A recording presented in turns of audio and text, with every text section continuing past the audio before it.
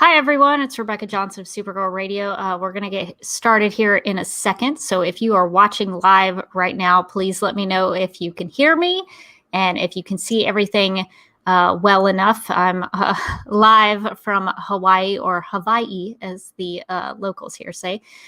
So I want to make sure my internet connection is good and everything sounds as it should. So if there are any problems, please let me know. And if you have any questions, feel free to drop them in the chat. We'll get started here talking about Supergirl here in a minute. I thought if anybody was interested, I am currently on the island of Kauai, which is very beautiful. It's very lush and green. It's probably my favorite of the Hawaiian islands. Don't tell anybody because I don't want any of the islands to get jealous. But this is off my balcony here. I'll solo it, so you're looking through the bars of my balcony, but it's a nice pool and got a cool view of the mountains in the background. I tried to make that my actual background behind me, but the lighting just wasn't going to work, so I just figured I'd have a live shot from Kauai. So if anybody was interested in seeing it. Okay, looks like we got Morgan here. Hello. I will remove my Hawaiian live shot. Ooh, beautiful.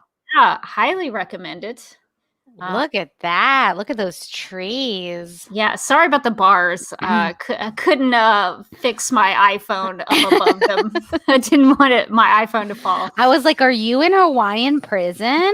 What have you been doing over there? That would be a story to tell.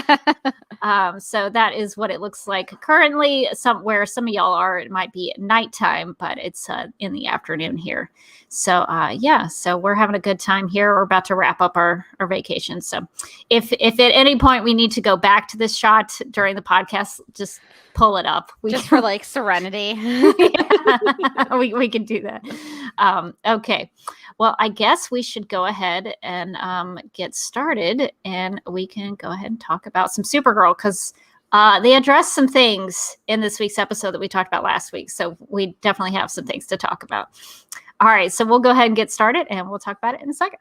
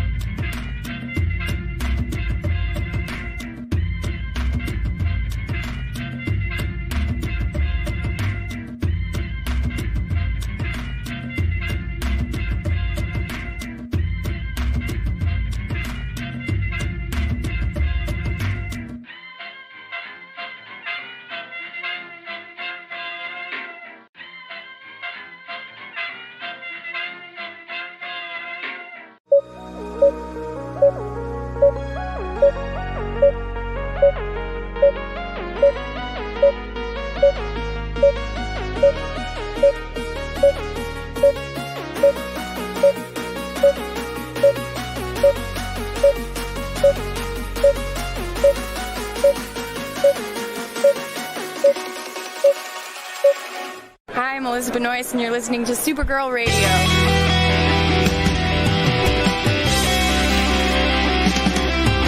I think the CW are just trying to win the time slot war with Supergirl Radio. Supergirl Radio is going live every night of the week. How do you like it? Is becoming a human burrito a plus or a minus? I don't know. It does seem snug. I mean, they say you are what you eat. Oh no. So I do a podcast called Supergirl Radio, and one of our segments is Lena Luthor, Boardroom or Ballroom, because her outfit. She looks like a boss in this coat.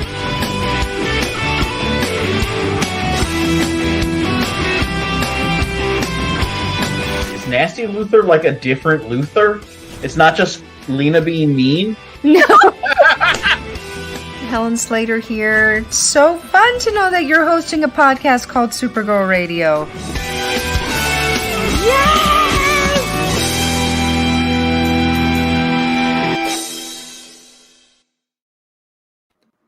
Welcome to Supergirl Radio, your source for all things related to the CW Supergirl TV series and the character of Kara Zor-El. My name is Rebecca Johnson.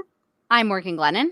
And for this episode of the podcast, we are live and wired to discuss and review the Supergirl Season 6 episode titled Prom Again. We had prom night. Yes. And then we had prom again. It was more like prom night. And prom night. And now it's prom again. So we have had the two-part series, I guess, of the prom adventures. I'm a little disappointed it isn't a trilogy. We didn't get the final prom, but Prom Part 3, Revenge of Prom. So we didn't get the final part of the trilogy, but we did get a two-part directed by Kyler Lee this episode. So very exciting. So we have a lot to talk about regarding this week's episode, but first we need to get to the news. All right, so we have two news items. We haven't had a lot of news lately, but according to Deadline.com, this information is very important. Supergirl's final season will return because it's taking a break. The TBD hiatus has now determined, I guess, when it will return. So it's going to return. Season 6 will return with new episodes on Tuesday, August 24th at 9 p.m. Eastern. So they're switching the time slot again on us. So we're back to Tuesday, but then it's going to be at 9? Is it the same time? What? No, it's the same time. It's the same time, right? Okay, I'm goofing up. I got excited for a second. I was like, can we retake our time slot? No, of course not. No. And I feel like, listen, here's the thing. I think what I did is I created a war with the Supergirl scheduling department. And I'm sorry. And maybe we should take that out of our intro because I feel like almost purposefully scheduled the return of Supergirl during my honeymoon. Oh, that's rough. But uncool. They're really, really getting to you. But that's okay. I'm live streaming on vacation, but I'm not going to expect you to live stream on your honeymoon. I would not do that to you. Just like in a pool in Mexico on my phone. Like, hey, a margarita in hand. I don't even know what happened in the episode. That would actually be a great live stream. Then it becomes like our Legends, like Drunk Sarah episode where I'm like, what happened with Supergirl? Oh, that would be so fun. But I'm not going to make you do that.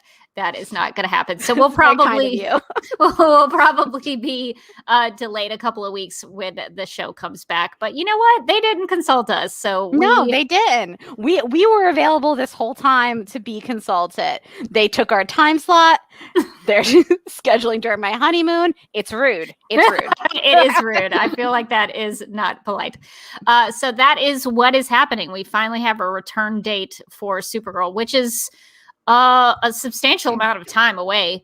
So I don't know what we're going to do. Do you know how many episodes there are in this season? I think 20. So when's this ending? Is it November? Is it December?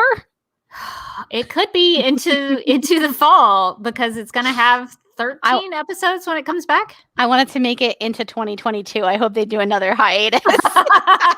Let's keep this going. Supergirl is never going to end. They're going to take a break in 3 episodes into the return, and then they're going to take another 6 months break. It's going to continue to go. They're never going to let it die. I would like this to continue on for so long that all the actors are doing different projects and they're like, wait, is that show still on? Yeah, so you are correct. I believe because my time slot brain, my time zone brain is kind of mixed up right now. So I'm trying to remember when does the show actually air, because I've been watching it on a delayed kind of situation. So yeah, you're on vacation time. I'm on vacation time. So yeah, so it will be in the same airing time slot, but I guess we'll still be on Thursdays for a recording time. Still mad about that. How dare they? So we'll have to figure out what we're going to do for 3 months, podcasting wise. Oh boy. we'll have some fun surprises, I'm sure.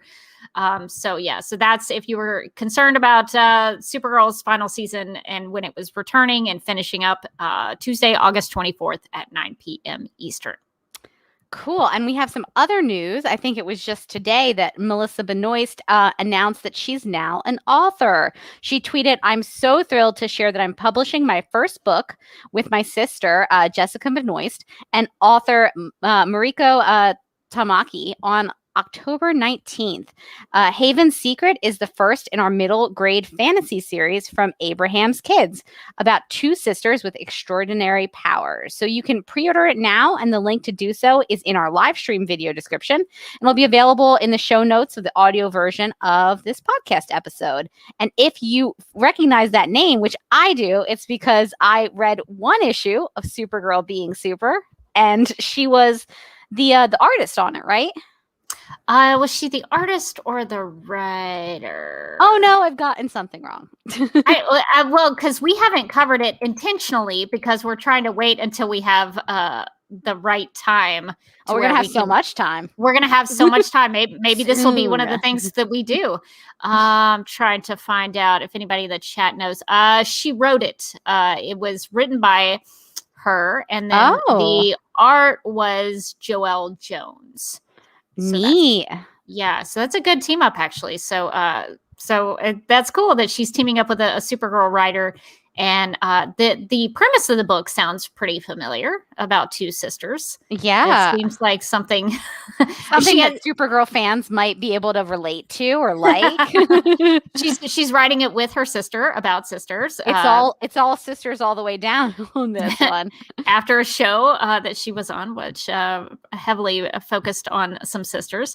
So that's exciting for her. And you can definitely go click on the link and pre-order it if you like. Because from what I understand about books, pre-ordering is very important. It kind of helps with their book sales and all of that kind of thing. So if you're interested in it, go ahead and pre-order it and check it out. So that's very exciting. So we're getting the first glimpse of what Melissa Benoist is going to do, or at least partially what she's going to do post Supergirl. So that's very exciting that she is now an author. So congratulations to her. She is like a quadruple threat at this point. She can sing, she can act. She's got a production company. She's publishing a book. She's been a director. So she's her life makes me tired. So she's really got it all. Yeah, so she's got a lot under her belt. So that's awesome. So maybe that will be one of the things that we try to do here on Supergirl Radio. We will maybe read that book and discuss it. I mean, it is a middle school book, so I feel like we can do it. I mean, that sounds like something I might be able We're going to power finish. through that. I feel like it'll be a little bit, it'll be an easier read than our last book club book, probably. But will it be as trippy, I guess, is the right way. I want there to be a lot of Ram Dass facts in this for no reason at all. Ram Dass. Good times. Yeah, so we will maybe read that in the future. All right, well, let's talk about Supergirl because that is why we are all here to talk about the season 6 episode Prom Again. So here is the official description. Quote, part 2 of the flashback episodes pick up where things left off. Young Kara, guest star Isabella Vidovich, experiences kryptonite for the first time. Nia and Brainy are trapped by 8 invading aliens, and a young Cat Grant, guest star Eliza Helm, may be the reason Supergirl never gets out of the Phantom Zone. Dun, dun, dun. All right, so where to start? I guess since there were a lot of Danvers sisters in this episode, I guess we could start there. So Morgan, what did you think about young Kara and young Alex in this episode? I really like them in this episode. I feel like Kara got a little bit more emphasis in this one than maybe in the last one. The actresses that they have playing these young versions of the characters are just like spooky. They're so good. It's almost makes me angry. I'm like, you're so good. Like every time they would show little Kara, I'd be like, how are you not just Melissa Benoist younger? Did you actually time travel and then go back and find young Melissa Benoist? I feel like if the writers of Supergirl had done that, they would have definitely messed up. Oh my God, is the pandemic their fault? It might be. Because I was going to say they would definitely mess up the time stream. They do not understand time travel. But no, I thought that they did a really good job in this episode. I thought that it was nice to have those moments with Kara and Alex where they kind of open up to each other and talk about their relationship, not just kind of like what's going on in their lives, but, you know, Alex telling Kara that she, you know, went to college and kind of got away from that protector role that she had kind of taken on after her father disappeared, and being afraid of having to go back into that role when she saw that, you know, Kara was supering around town with Kenny, but you know, believing in Kara's abilities and trusting in Kara. I think that was, you know, we're seeing a different version of the relationship than we see in current day, but we see some of the same ways that they relate to each other, that Alex really does believe in Kara. Yeah, I really like that scene in I don't want to say car. I guess it was more of like an SUV, some sort of automobile. But I thought that was a really nice scene where she says, you know, I was really proud of you. You're amazing. So I thought they did a good job of showing that contentious side, and then also showing how Alex kind of came around. And I want to give it up to, I know we talk about the young Kara a lot, but the young Alex, Alex is so good. there was a moment in the episode, and I have a screenshot of it just to show you what I'm talking about. Nice. But she like pulled her jacket off, like kind of flipped it behind her and then put her hands on her hips. And I was like, oh my gosh, Kyler Lee does that all the time. That's so true. That was just something that, like, when I saw that, I was like, oh, that's really interesting. It was like a small thing, but that seemed very Alex to me. I feel like sometimes when they cast younger actors for the characters, you can kind of tell that the younger actors like maybe watched an episode or two, was like, I got this. But these girls, they had notes, they had Google Docs, I'm sure. They were freeze framing because they got the mannerisms down so well. It like was spooky. Yeah, the young Alex even has, and same with Isabella as Kara. They have the cadences of the way they speak down as well, which is very difficult. So I think that's really impressive.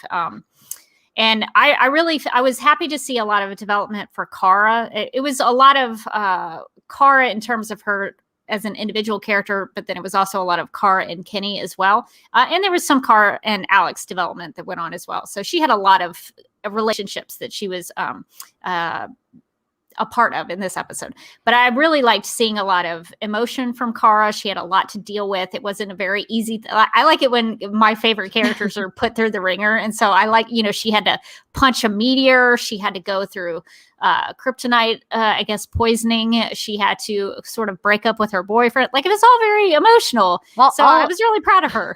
It was a tough prom again for Kara, I think. Yeah. She almost got outed to the world and taken in by the police. I mean, it was a rough night. There was some drama there for Kara, I think. No, but I do think that, like, you know, compared to last week's episode, which I also really enjoyed, but I think this one felt more Kara centric, I think, than last week's. And it really, and I don't know, maybe like she probably got the same amount of screen time, but it just felt like they used that screen time really well to explore her character. The only thing that I questioned about young Kara is, so this is her first experience post-crisis with kryptonite. She had never experienced kryptonite before. And it didn't seem, in my opinion, to bother her all that much.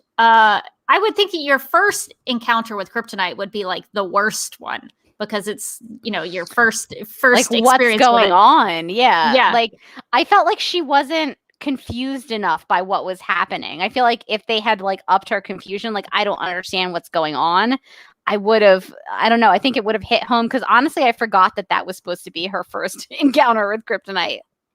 Well, here, I just want to revisit what we know about what kryptonite feels like, as described by Kara on the show. because this was back in the days in season 3 when Kara and Lena had that big fight about kryptonite. I don't know if you remember that. Oh yeah. So in Shelter from the Storm, Supergirl tells Lena that kryptonite is the one substance on Earth that can kill her. That kryptonite makes her feel like her skin is going to be seared off her bones and like nails run through her blood. And it's so lethal to her that Supergirl can't risk encountering it by mistake. So I feel like, I don't know, I kind of wanted a little more, like really like painful, like kind of, sound effects or something. Like I didn't really get the sense like she was, about to die. Yeah, she seemed honestly like pretty chill with it. Like it wasn't her favorite thing that was happening to her, but she was just really gonna walk it off basically. I agree. Like it was the pain level I think was kind of off, but also like when you think that this is her first experience with kryptonite and she has no idea like what it is or why it's affecting her, and she just seemed to really roll with the punches. I get that young Kara was she was hopeful, but that was maybe too much. Like I feel like there should have been, especially because they've established like this is her first experience with kryptonite, and then I completely forgot it because it's like not mentioned. She's like, oh, this weird meteor. I don't know. I just thought it was a little strange. I was expecting maybe a little more drama about how painful it was, but she picked up Kenny's boutonniere. It was no big deal. So that was the one thing that stuck out to me that I wish had been a little more prominent was her pain with the kryptonite. But I guess she got her moonlight, and that's all she needed. So she, which is actually pretty clever. I thought that was great. Yeah. I actually checked around with some Superman experts that I know and tried to see if the moonlight thing had been used in comic book stories, and they didn't know of any instance of that. So this may be the first time that the moonlight situation was used, which moonlight is actually reflections of the sun, I believe. Yeah. So it makes sense. I like how she recharged herself like a battery. She was like, ah. Well, I don't know why she needed to. It wasn't like the kryptonite was hurting her. I'm just kidding. I didn't understand why she didn't like just run outside and roll around in the grass. I mean, she could have. We've established the grass is gonna work. Yes. If you just take it. It's there for the taking, Kara. There was a lot of grass around, so she could have used it. Were there any other aspects of young Kara and young Alex that you wanted to talk about? I'm trying to think because I really did like the Kara and Alex stuff so much. And their younger selves. I thought that the Kara and Kenny stuff was really interesting. I like that when Alex was like, "Oh, I'm sorry, I kept forcing you to talk to him about, college next year," and Kara's like, "Yeah," like she totally hadn't though. I was like, she's like, "No, it's fine." It's like it's fine because you're avoiding it. But I'm proud that Kara actually told him how she felt about her future and what she wanted to do, and she was really honest with him, and he took it mostly like a champ. Like he was like, I have these things going on in my life too, so no big deal.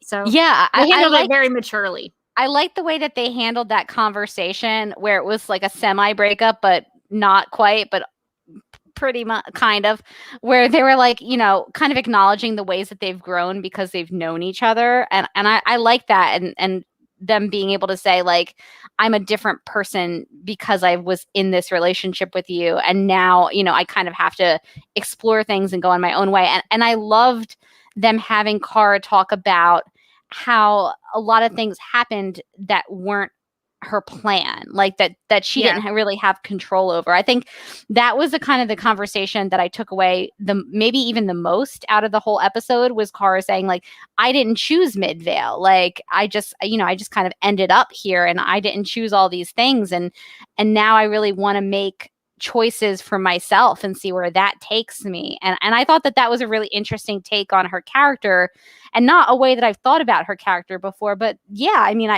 she didn't choose a lot of the things that she kind of got handed to her. And it's not like, it is kind of like you can't choose your family, right? But like, this wasn't quite her family, and she kind of just kind of foisted off. Clark was kind of like, I'm busy here. I'm just going to give you to these people. You'll love them. I swear you'll love them. You'll love them. Bye. And then all went to Superman and Lois to have his teenagers at 12 or whatever age it was that he had them. But whatever the timeline tells us, however long ago that was or wasn't, since they don't exist in the same universe. And but I thought that was like a cool way to look at her character and kind of look at her arc going back to the pilot, which obviously we can't anymore, thanks Crisis, because everything's different. But in the pilot, she kind of again makes a choice to change her life, but it's her choice. And so I think that it was an interesting way to kind of go about that. Like she needed to choose what she wanted to do versus just kind of going with the flow of things. Yeah, because if you think about Superman, he had the same situation where he came to Earth in a rocket ship, but he grew up as a baby. I mean, he grew up from the time he was a baby. So a lot of the things in his life he could make choices about, but Kara was not the same situation. So yeah, that was a good point from her. And I liked that Kenny, they made a point for him to say her name is Kara Zor-El. He didn't call her Kara Danvers, which I thought was noteworthy. That Kara Zor-El is who she, really is. That's her Kryptonian birth name. So I thought that was really interesting. He didn't call her Kara Danvers. He called her Kara Zor-El. I like that a lot because I think it also goes back to this idea of when we've seen them Kara's past before, she was kind of lonely. The only person who really knew about her secret was Alex, and they didn't always get along perfectly, as a lot of sisters don't. But back in this post-crisis version of reality where Kenny lives and they get together and he knows her secret, I think that it is kind of nice to go back to that and see like, okay, well, there was one person who did know that, she's actually Kara Zor-El and not Kara Danvers. And didn't we talk last week about how it was weird that he didn't seem to connect the dots that Kara and Clark were cousins? But he knew that she was a Kryptonian. Yep, he sure did. Wouldn't it be common knowledge at this point that Superman was a Kryptonian? I'm speculating. So one would think that. One would think that Kenny, being really smart, would have figured that out. They never really followed up on that. But I was like, oh, he knows at least she's Kryptonian. So there's that, I guess. So that was really interesting. And one of the things that that kind of bothered me about Kara, just in the way it was written, is, I have this thing about when they say the word, whatever word it is 10 times in an episode, it drives me crazy. They said the word supering 7 times. Oh my God. Like, yeah, they said supering so much, it was starting to really get on my nerves. It was driving me nuts. But I think the idea, so young Kara said, basically she shows an interest in supering in space, which I thought was really interesting because Supergirl, as we know here on Supergirl Radio, has done that a lot in the Rebirth comics. She's been out in space on a lot of her comic book adventures. And it seems like DC Comics wants to keep doing that with her. And I wondered, is that going to be maybe Kara's endpoint on the show? Is she going to be adventuring into space? I honestly thought the same thing. That line to me really stood out with her being like, ooh, wouldn't it be cool to go into space? Like, not yet, there's good things over here. But it kind of made me think, well, not yet, but maybe, the show is ending and space is out there. And the CW does not have budget for that. But guess what does? Off-Screenville, where she will live afterward. So I think that there's been a lot of speculation, at least, among our listeners and ourselves, that she might end up going into the future or doing something with the Legion or doing something in space at the end of the show. And I can totally see it. And I thought that line to me made me go, Yeah, I was sort of seeing the Kara Kenny stuff like Supergirl and Zinder Cole in Rebirth, how they're sort of like adventuring in space. So I don't know. I was like, if this was my story, I'd probably at this point bring adult Kenny back into play, and then maybe at the end they decide they're going to go off and have adventures in space, because Brainy had that talk with him, which seemed like, why would you have these conversations if you're not going to develop it any further? But he was like, it doesn't matter who, how intense your adventures are. It only matters who you're with, all that kind of stuff. And they made a point to have Kara tell Kenny that she loved him, which to me is pretty major. Like, I don't think that's anything to sneeze at. So I don't know. I feel like if they're not going that route, why are they doing some of this? So I guess my question is, if they're not going to bring Kenny back in the future, in the present timeline, why did he survive it? It sounds terrible to say, like, why did he survive? But like, he's a fictional character. It's fine. Yeah, exactly. I'm sorry, he's not real. But like, why bring that character back from the dead? Essentially, like, what is the purpose of that at all? Narratively, there is none really, unless I mean, you could have these episodes without Kenny, just going back in time to with a young Kara and a young Alex, and there's no real reason, like, from the storyline point of view, from the season point of view, to bring back Kenny, and also to put such an emphasis on that character, and have Cat Grant give him a pep talk, and have Brainy give him a pep talk, and and really kind of go into his character. He gets to tell Kara about his tough times and working and not thinking that he was ever going to meet anyone like her. And so we get some of his backstory too. And so it's kind of feels like, why did we do this if he doesn't at least pop up in the future in some point, like in our present timeline? It's possible that'll never happen because, Supergirl. It just seems like they've done a lot of groundwork to set up for a future situation. So if they don't go that route, I would be surprised, just because it seems like you've done all this work. Why not just capitalize on it? Yeah, I mean, but again, this is Supergirl, so I want to keep my expectations in check, because they sometimes will set things up that I totally think that they're going to pay off, and then they're just like, LOL, who cares about Leviathan, am I right? And I'm like, I didn't either, but you spent a whole season on it. Also, when is Alex going to adopt that baby? When are we? When is that going to happen? So Kelly's going to have to remind her. Hey, remember that time back in season 4 we had that conversation about that? That was a long time ago. Hey, Alex, just quick question. Want to check in? You still want that baby, or? So there is that. But yeah, you're right about the Kenny scene with CJ Grant. I thought that was really great. So I guess maybe is that. I'm so sorry. I have to pull this up. Okay. Anthony in the chat says Kenny is the boss of Leviathan. He's like, I just gotta go find myself, and he's like, he takes like one step away, and he's like, myself is evil. we never heard back from him, so what has he been doing this whole time? It's just as possible as Lena Luthor's mother. Dun, dun, dun. He's a kid. Well, but it had to be a she, though. That's true. All right. Well, good call. Not quite.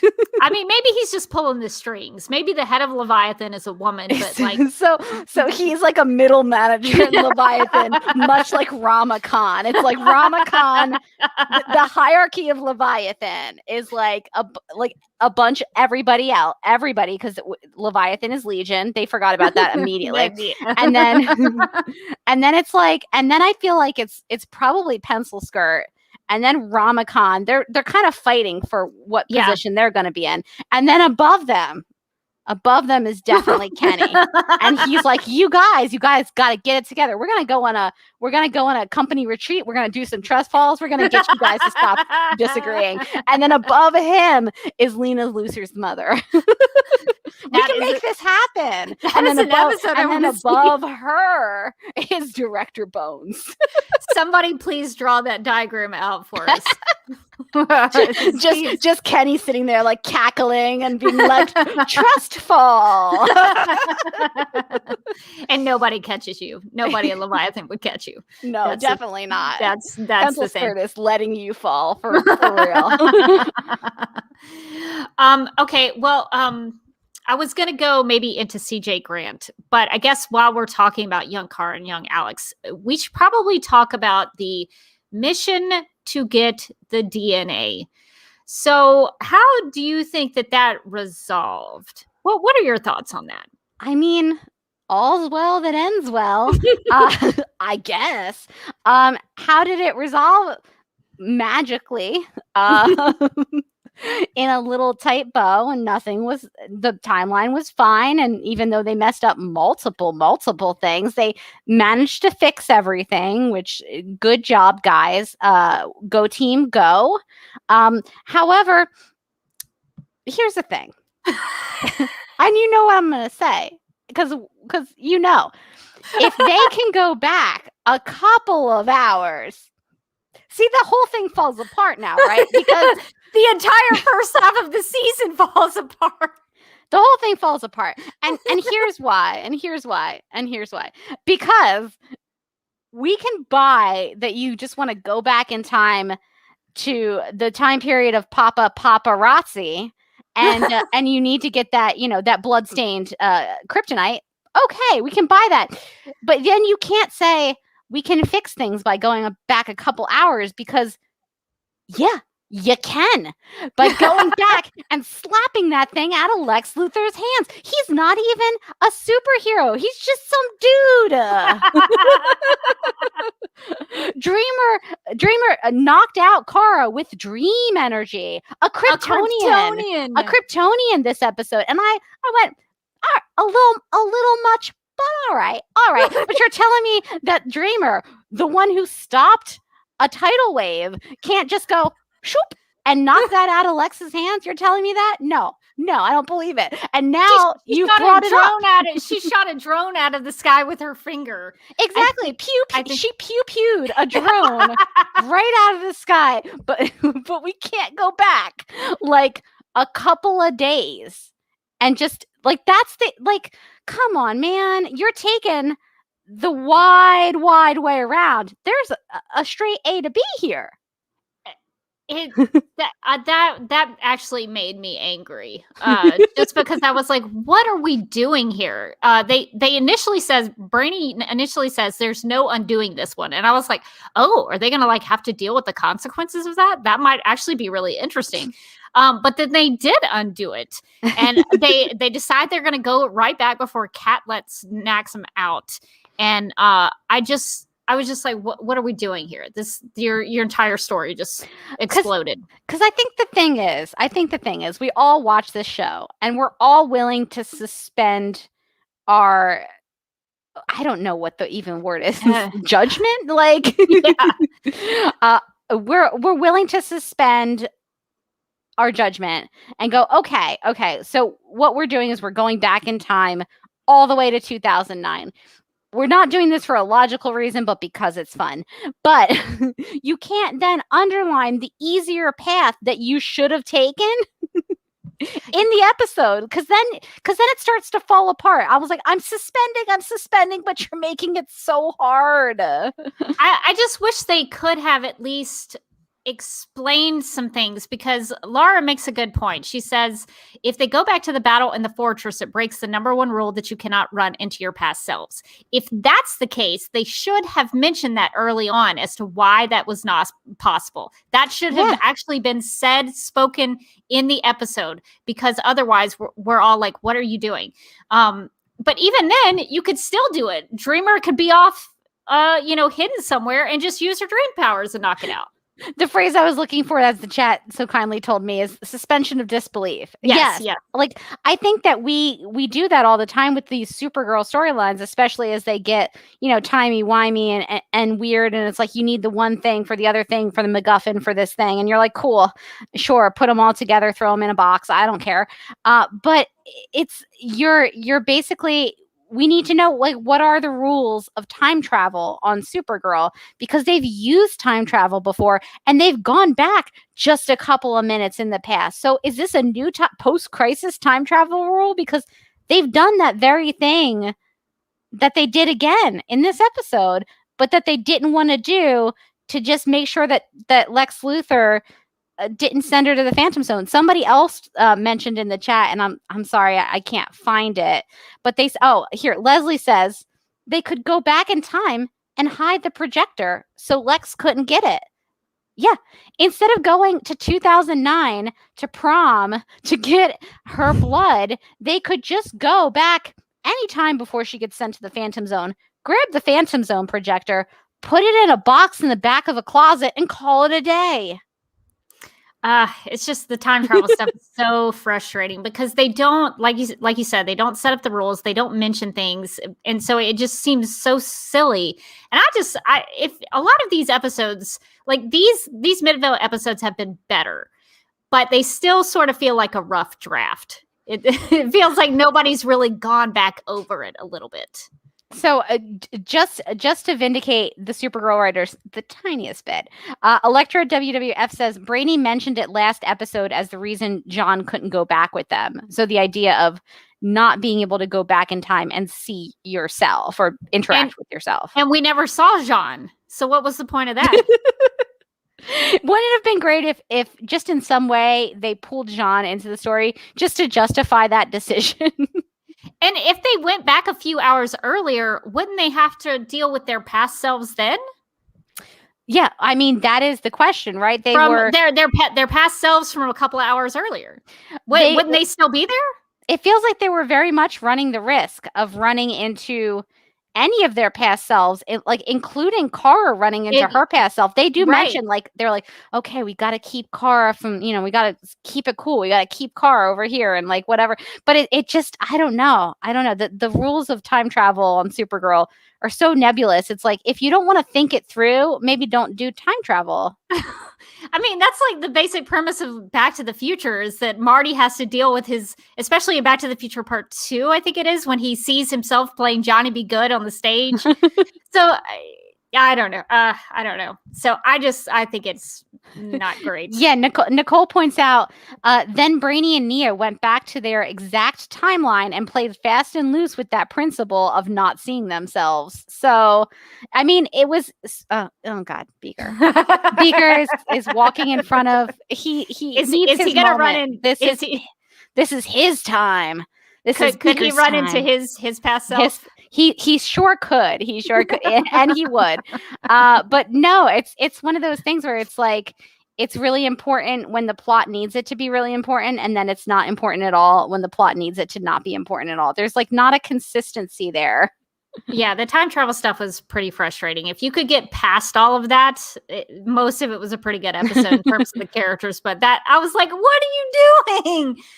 So there was that. So I thought it was funny that we had talked about that previously in last week's episode, and then it sort of reared its head again this week. So that was pretty funny.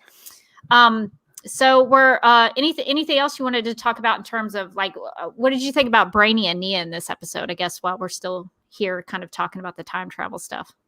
I thought they were good. I liked the stuff that they did with Brainy and Nia in this episode. I feel like in the first episode, it was a little bit more broad comedy-esque. And then in this one, it got a little bit more into their characters, and they got into all kinds of shenanigans.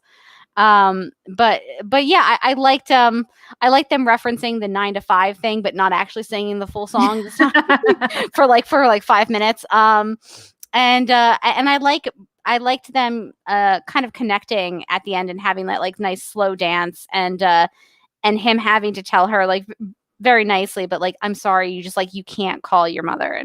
And I thought that was that part of the storyline I found very affecting, the idea of like going back in your own past.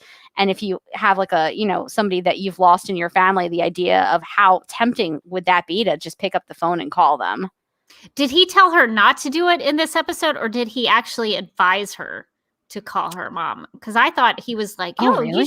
You should call your mom. And I was like, wait, what? She never did though.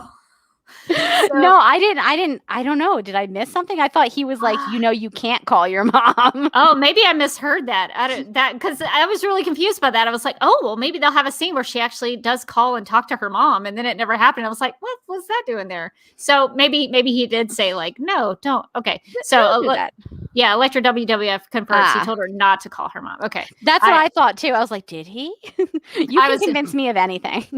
I was confused. I was like, wait, what? I don't, maybe I misheard it.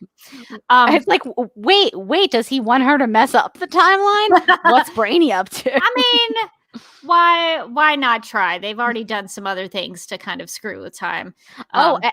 Speaking of Nia and Brainy, Nia's powers to bring things out of her dreams, I thought was very cool. And so I know in particular, I think we both do, kind of harp on the nonsensibility of the progression of her powers, that she can kind of do anything, anytime. But this is like the example of what I kind of wanted to see with her powers, was like her struggling with something, her trying to interpret something, and then her learning how to do a new thing.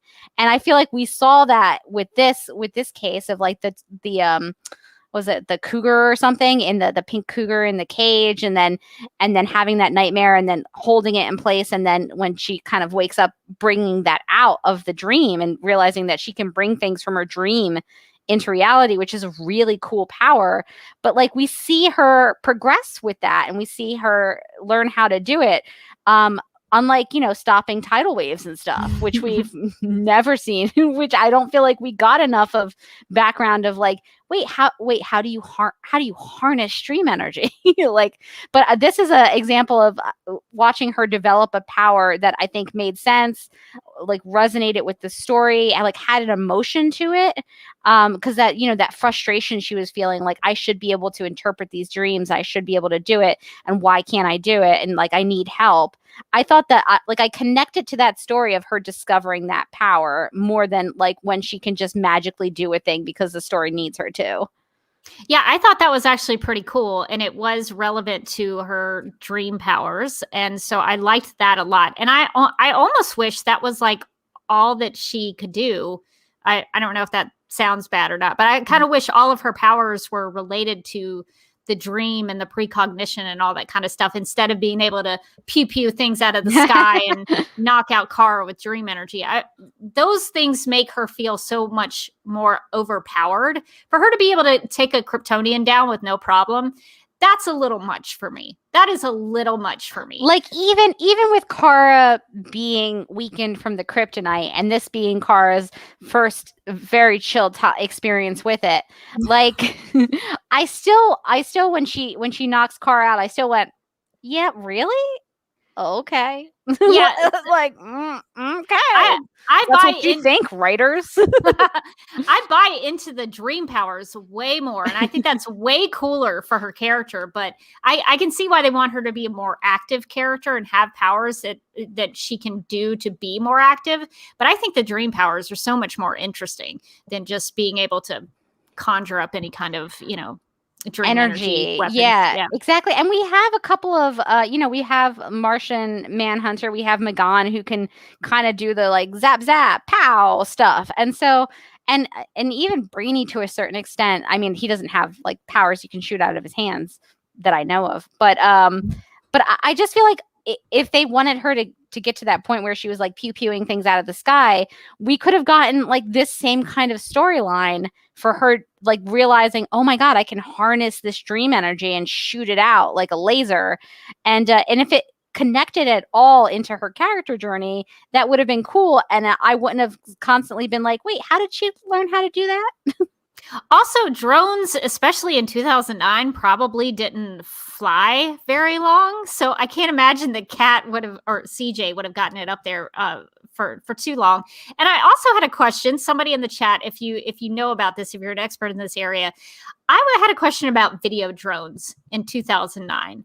Were they a thing, or were they not a thing? So I went back into the internet, and I found a popular mechanics article that says video drones were not available to consumers back in 2009.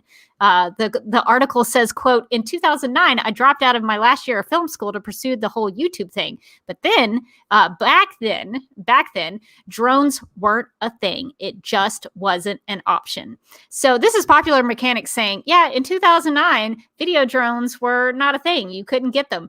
So I was like, how did that little kid that she took the drone from, how did he get it? If the guy from Popular Mechanics couldn't get it, how did he get it? So I just had a lot of questions about the drone.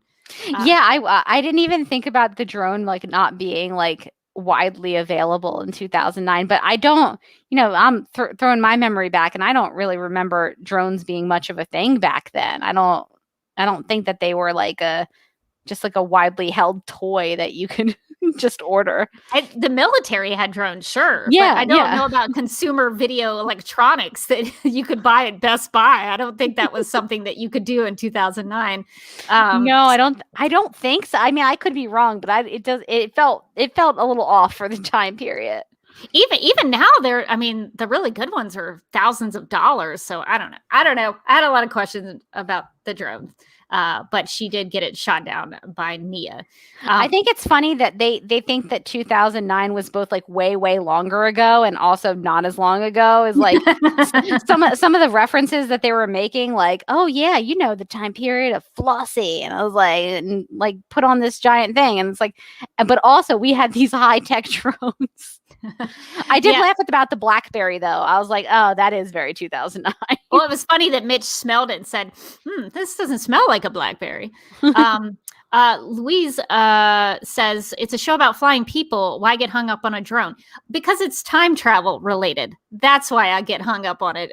Because if it doesn't make sense in time travel, I have a thing about that. I think they were going to like great pains to be like, it's 2009. Lady Gaga's just bursting on the scene. Imagine 2009. A BlackBerry was the height of technology. And it's like, also here's a high powered drone. I just kind of think, you've had such a long time to be able to write these episodes and plan them out in the writer's room. I expect some of these things to make sense. Maybe that's just me having a pretty high standard, but I expect them to make sense. Okay, so I guess we've talked a little bit about CJ Grant. So we should talk about her. So Morgan, what were your thoughts about CJ in this final part of the two-part? Well, I'm sure glad that we learned the origin story of the name Cat Grant. It was a thing that would have haunted me had we not had this this whole storyline. How is she called Cat Grant? I would ask myself. Sure, she's called Cat Grant in the comics and the movies and the TV shows. She's never actually been called CJ Grant, but I needed to know the origin story of when she went from CJ to Cat. It was just we called it so thoroughly last week. What would you like to revisit that? I would love it because we called it. We don't need to see her become Cat Grant, literally become Cat Grant, like the name Cat Grant. Like, no, this is the origin of the name Cat Grant, the origin story. Like, we're watching her become Cat Grant, like become the Cat Grant that we know. I'm assuming that towards in the end of next episode, like she's going to go off to start her media empire, which she's going to accomplish in 6 short years. And good for her. We don't need her to be like, and you know what? I'm not CJ anymore. Call me Cat. I'm going to throw something at the TV screen because 100% that's going to happen. That's going to happen. Yes. It's going to happen next week. And it's like, we don't have to go. We understand. We don't have to go that literal. They went that literal. I did like the close-up shot of her with the phone. Saying that into the phone. I did think that was at least a nice shot, but yeah, they definitely did that 100%. Like I have no problem with her like storyline to get out of the gossip the gossip pages and kind of make her own way and get out from Lois Lane's shadow and start her own, journalism empire and things like that, become friends with Oprah eventually. But I just didn't feel like the CJ to Cat Grant, it made me roll my eyes so incredibly hard. I was like, why is this? Why did this need to be an origin story? It's like not everything is. It's like on our favorite show, Lost, when we found out how Jack got his tattoo, and I said to Lost, I didn't need to know that, and I didn't care, right? Like it's like not everything is a mystery that you need to unpack. Like some people their names are just Cat. Like it's not, there doesn't need to be a backstory. It's just her name. So I thought, I did like that they ran a parallel to how Perry White used to treat her, which is basically giving her a nickname that's not her actual name, and then consistently calling her by it, and then how Kat treats Kara in the first season, which is the exact same way. She also did that with Kenny in this. With episode. Kenny, did she call him Kendall? Yeah, Kendall. So that was pretty good. I kind of understand why they did this, at least when I'm trying to think about it from the writer's perspective. Because I think that they wanted to do some kind of origin story, some sort of backstory for Cat Grant in this episode, but you only have 2 episodes to do it. You don't have a full season. They covered a lot of Cat Grant's backstory in season 1 with her ex-husbands and her sons. So there wasn't a whole lot that they could do in terms of an origin story. So I guess this was kind of all you could maybe do if you wanted to do that. And I think they probably wanted to have Cat Grant in these episodes because they probably can't get Callista. So they thought, well, we'll just do a young version of Cat Grant. So I can understand it from their perspective. But to your point, she could have just been Cat Grant this whole time. Yeah, it was the name thing that made me roll my eyes and laugh. Like it was the story of her kind of leaving the Daily Planet and setting out on her own to create Catco. All that stuff I actually really liked. I thought it was really well done, and the idea of like, the way that she gave a classic like Cat Grant pep talk to Kenny, yes, by calling him by a name that's not his and ignoring him when he told her that's not his actual name, and then like being kind of mean to him as she's building him up is just very classic Cat Grant. It's like, I'm sorry, I think that was a compliment, but it sounded like an insult. I don't really know. I think that and the actress was great. I thought that she was very like dead on, very Callista in her mannerisms, and very, very Cat Grant like. So I liked everything about the storyline, and obviously seeing Cat Grant back in any form I will take because she's one of the best. But it was just the name thing that like was just like one. It was like gilding the lily. It was one step too far. It's like, you don't need this. You had it. You didn't need to add on something else. Yeah, I thought the actress, Eliza Helm, I thought for me, she was more Cat Grant in this second part of the 2-parter than in the first part. This time around, I was like, wow, okay, I liked her in the first one, but I thought she really came into her own as Cat Grant in the second episode. So I was really enjoying her. And I like the idea that she sort of found out about this pink cougar through the situation, and she took that with her, and that became part of, because you see that pink cougar in Catco, I think even still to this day, it's in that Catco set. There's a statue in there. So I guess they also took the time really need to explain why there's a pink cougar statue. We need the origin story of the pink cougar.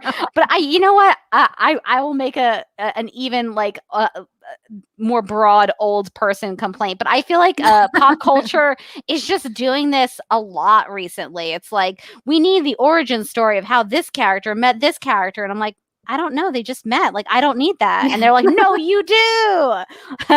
See, the first time Han met Chewie. I'm like, I just assumed that okay. I mean, sure. I'll take it. Yeah. Give it to me, but I don't need it. I don't need it is the thing. I feel like people nowadays, they feel like we need everything has to be a mystery too. It's like, ooh, that's how this happened. It's like, I just assumed it did. Like I put the pieces together in my mind. It wasn't hard. Solo is such a funny example to bring up because that movie also explains the reason why he's named Han Solo. Because he goes solo. He's a renegade, a loner. He's solo. He's one person, right? But like, did you ever? Hey, I'm Han Solo. It's like I'm not like why. I'm gonna start doing that when people introduce their names to me. I'm just gonna be like, why? What's the origin story of your name? How did you meet your best friend? Was it crazy?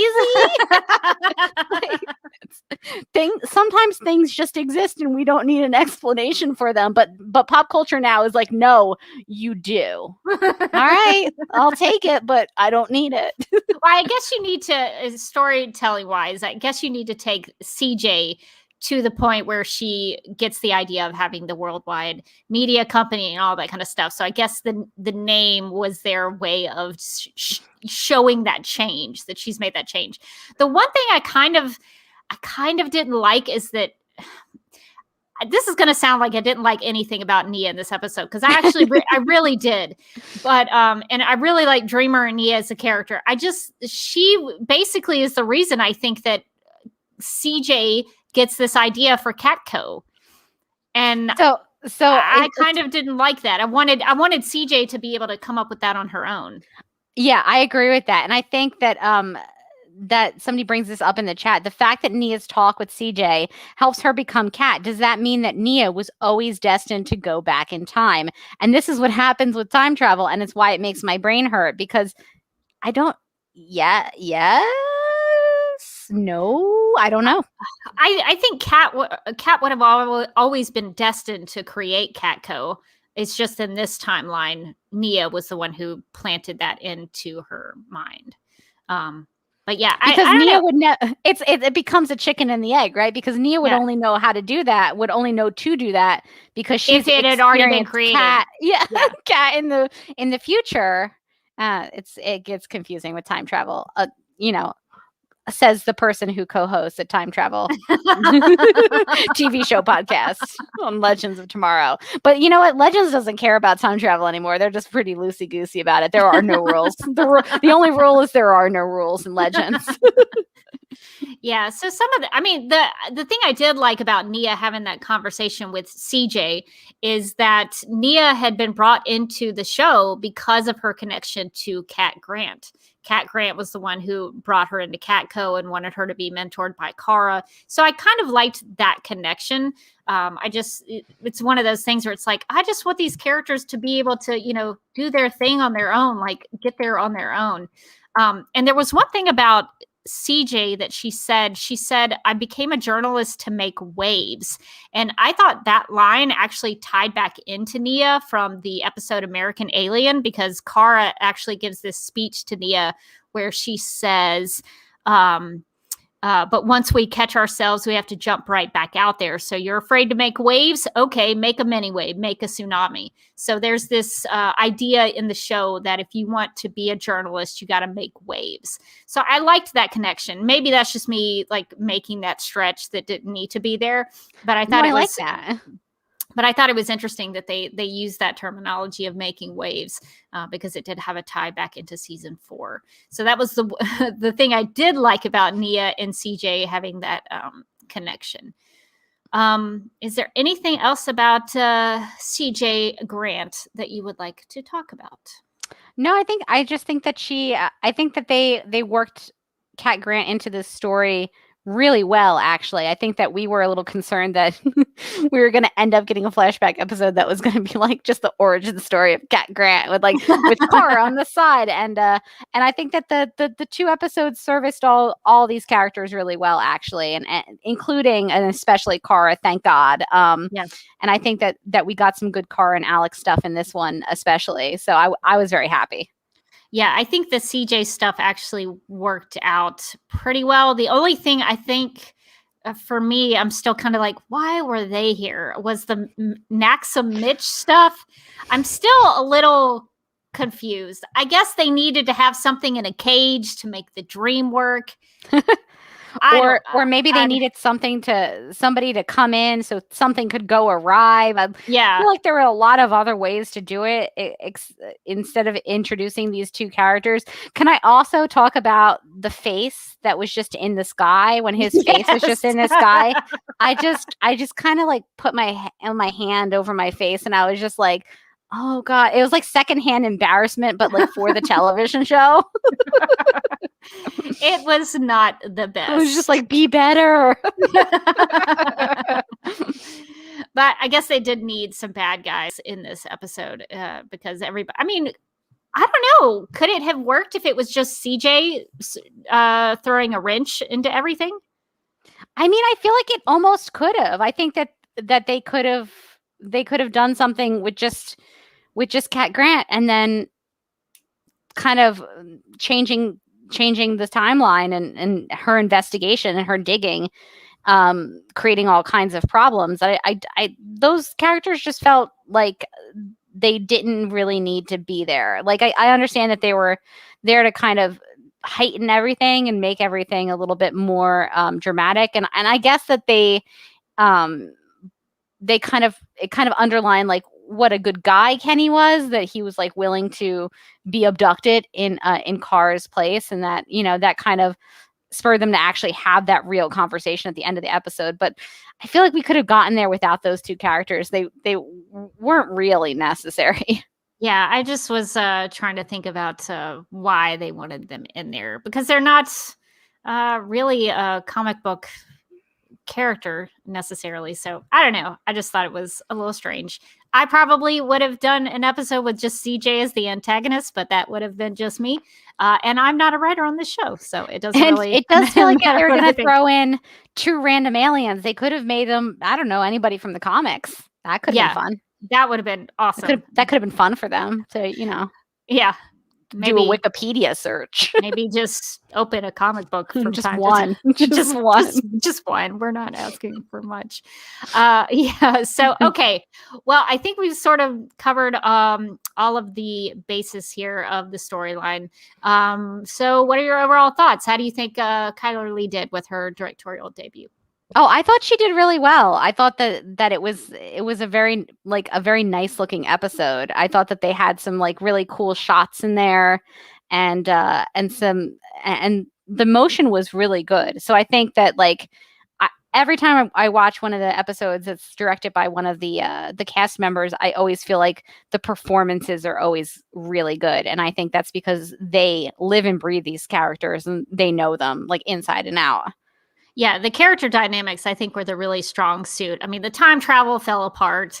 The Maxim stuff seemed a little bit unnecessary, but the character stuff was really good. And one of the things that I thought Kyler could bring to the table that maybe nobody else could were the dynamics between Kara and Alex. And even I thought with Kara, because I've been kind of like disappointed that Kara doesn't get a lot of like cool moments this season.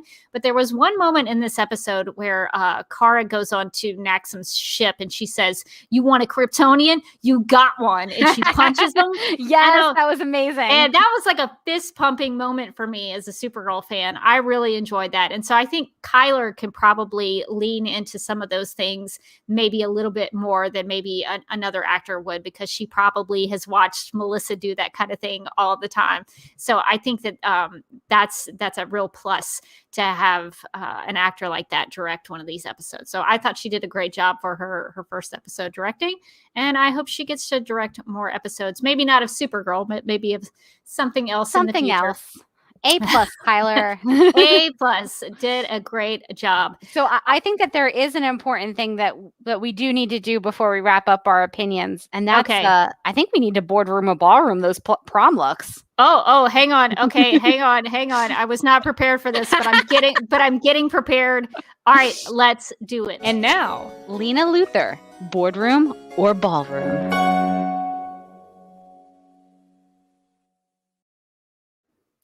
So not specifically about Lena Luthor this time. No, and I don't have any screenshots, so forgive me for not having any overlays. But which outfits or looks would you like to talk about? Oh, can you hear me more? Oh, I'm breaking up a little bit.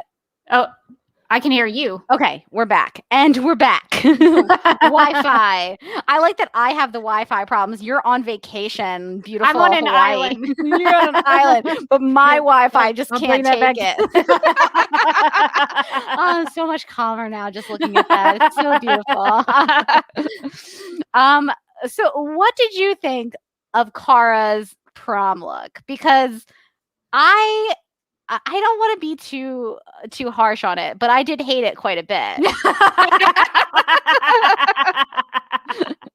It's like she's like a 17, 18-year-old girl, not she's like 17. Yeah. 17, right? Mhm. She's a 17-year-old girl. She's not a sister wife. Like, what is like, why is it so long? Why are the sleeves so long? Why does the material look so heavy and It satiny? did look heavy. Like yeah. it can't, like it can't move. I didn't even question that she could punch a meteor and that there would be no scratch on that dress because nothing's getting through that thing.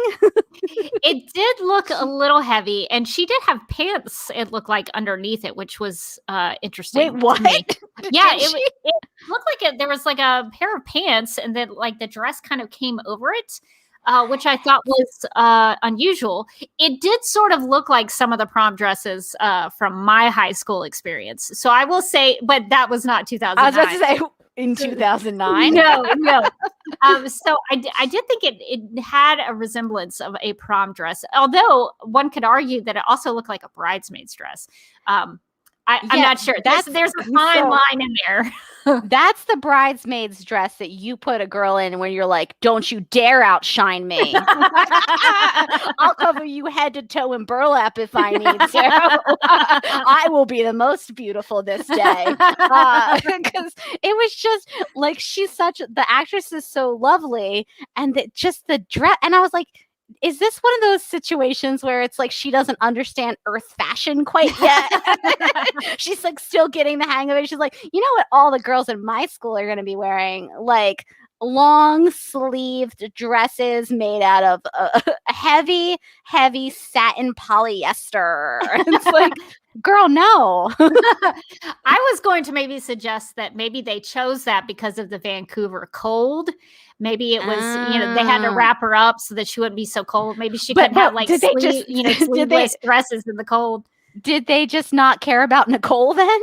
Well, she had a jacket on in a lot of scenes. That's true. She did have a jacket. So in direct contrast to Kara's outfit, which I did not care for. Hold that thought, because Claudia also offers an actual storytelling reason for the dress.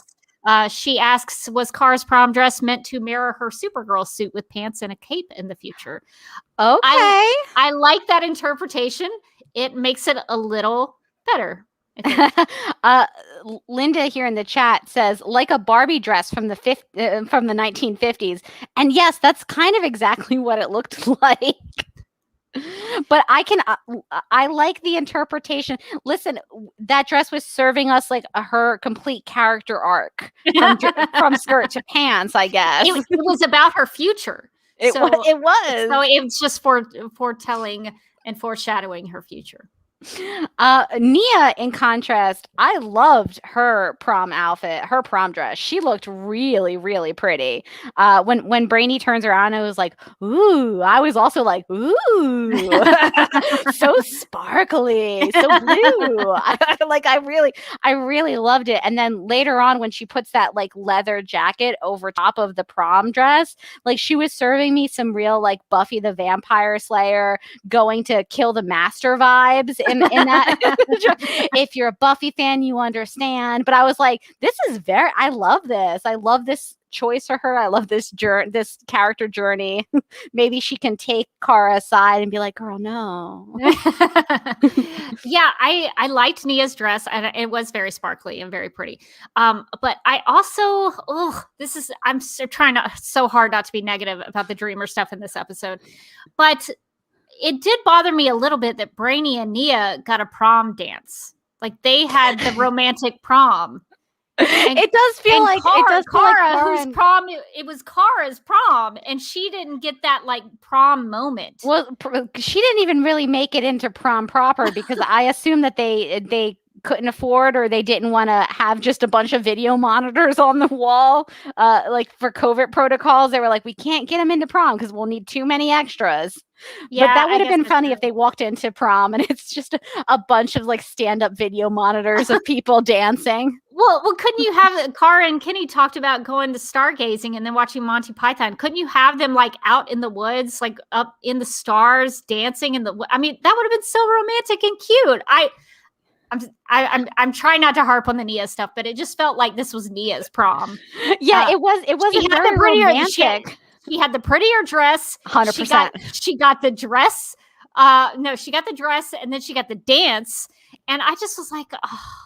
I felt bad for Cara. Like, she didn't get that prom experience. Yeah, because that Nia and Brainy dance was very romantic and very sweet. And I was like, this is so cute. But you make a really solid point that, like, we could have just as easily seen Cara and Kenny have like a little dance by themselves too. Like, you don't need the extras for that. They can have their own romantic dance too.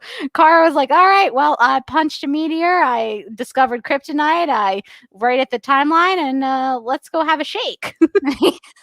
Yeah, so that was my only issue with Nia's prom look. She did look very pretty. I wish Cara had gotten some kind of nice. I mean, we spent 2 episodes on prom. It was prom and prom again. Prom night and prom again. And Cara didn't really get that prom moment for herself. So that's why I was a little disappointed. But you make solid points about the dresses. Do you have any thoughts about the guys? Because the guys got dressed up. Kenny and Brainy did. They both looked great. They both looked very pulled together. I like that Kenny got the little corsage, and he had a little boutonniere. Very classic. I thought that they both looked good. They both looked very prom appropriate. Yes, prom appropriate even. I thought they both looked very dashing. I wasn't as crazy about Brady's suit because it had like the white stuff with, I don't know if he had a tie or a bow tie or not. I don't know. I liked Kenny's classic tux. So I thought that was very nice. Yeah, Kenny played it safe. yeah, very, very safe with his choice. But I think those were all of the looks from prom. Yeah, I don't know if we want to hit any other characters. I guess we're just going to stick with the prom looks. I think I think there was like some prom fashion we needed to get into. All right, so that'll wrap us up for Boardroom or Ballroom. And this has been Lena Luthor, Boardroom or Ballroom.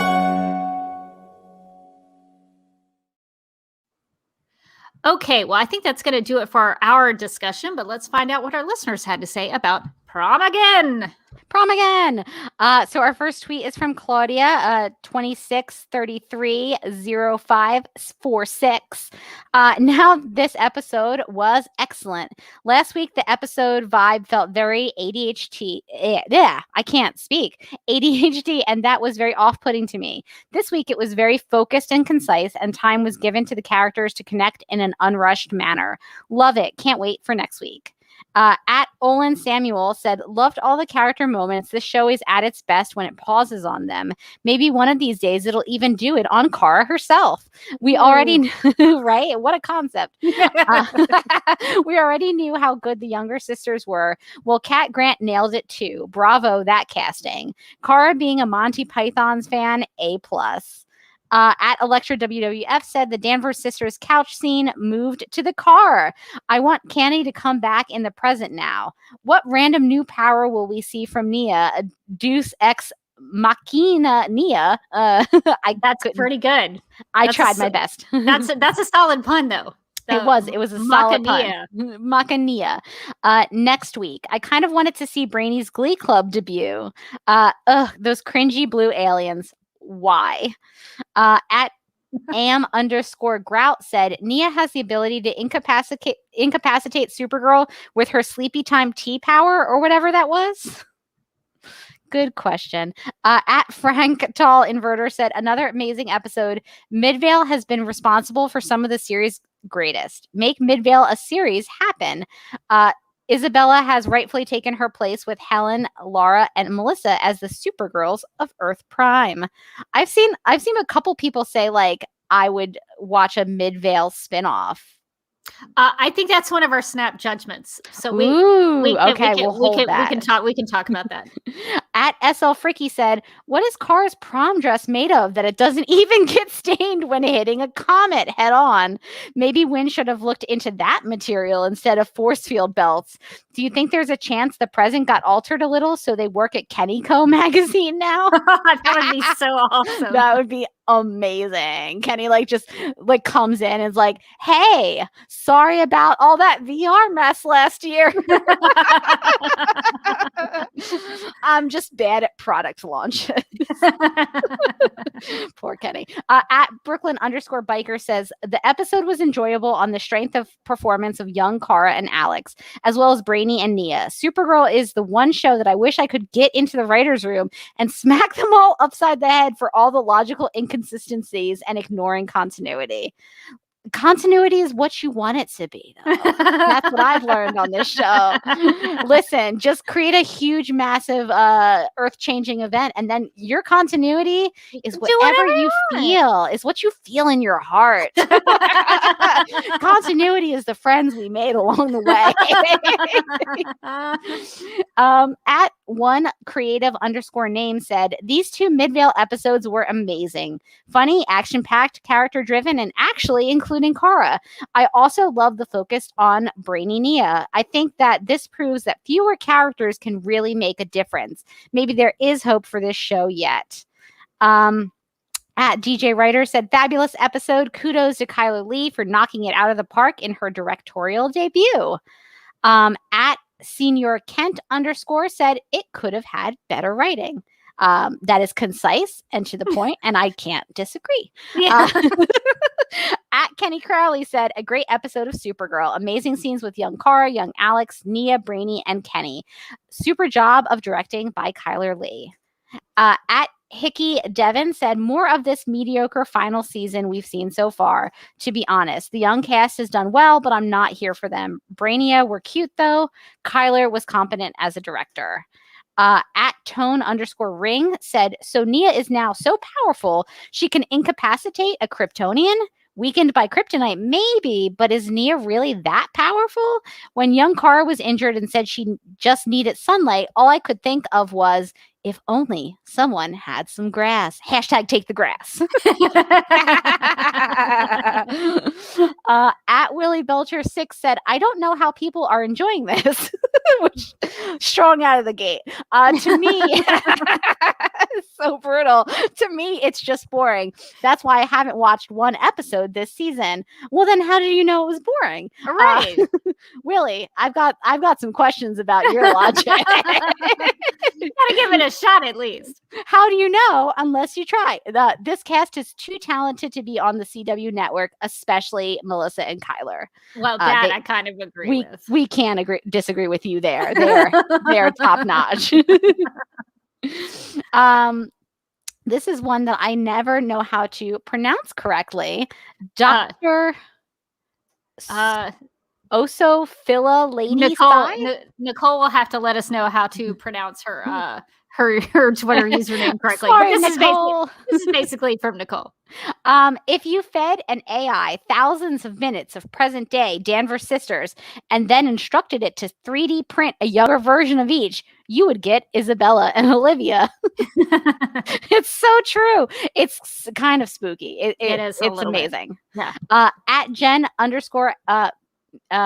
Mick F3 said, "The resemblance between Isabella and Melissa Benoist and Olivia and Kyler is uncanny. Young Alex's voice got higher when she answered her mom's call, which was so much like Kyler, and when Kara took her glasses off, her facial expression matched Melissa's. On the wardrobe side, Alex wore a very similar jacket in season 3, episode 19, to Kat Grant's in this episode that costs more than your monthly salary." Well, listen. She was investing those DEO dollars well. Yeah.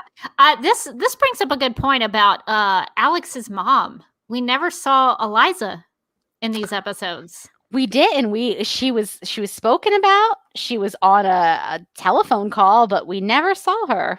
Alex pretended to be her. Alex did pretend to. In some ways, we did see her. I was a little disappointed we didn't get. I hope we get some Helen Slater in the final season of Supergirl. Me too. Not yet. All right. Well, we have an email from Kaylee, our MFT grad student, who writes, "Quote: I'm so proud of Brainy for crying. He did cry in this episode. Yeah, he did. However, I would like to challenge his belief in negative emotions. Mad, sad, glad, and scared are all too complicated to be placed on a dichotomous scale of good or bad. All emotions serve a purpose in our systems. Our behavior based on emotions can do good or evil. Between feeling an emotion and acting on an emotion, we have a choice. We can choose to share and express emotion in a helpful way, or we can express an emotion in a harmful way. Seems to me that Brainy has learned this lesson," unquote.